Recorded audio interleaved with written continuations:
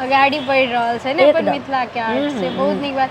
अहाँ जे कहली बजट के, तो के केना बजट सरकार मिथिला आर्ट के लेल निकालने है?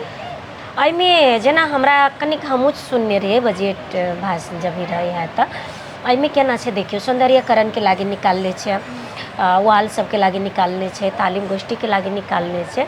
आब किट किट के कोन कोन मंत्रालय में छै हम ओते डिटेल्स में हमरा नहीं बुझल है, कियाकि हम मंत्रालय से बहुत कम टच में रहे छी। हम अभी तक ला सच्चे कही दी तो या जते सरकारी निकाय छै हम वही से बहुत बहुत बहुत मिनिमम हम अहाँ के काम उनका सबसे केने छी। अभी लगभग अहाँ के 30 लाख 35 लाख 20 लाख एना एना के काज जनकपुर में भऽ रहल छै।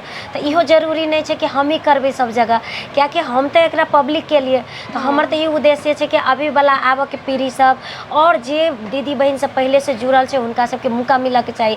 तो वो सब कर रहल छथिन, तो कतौ न कतौ तो वो आगाड़ी बढ़ि रहल छै।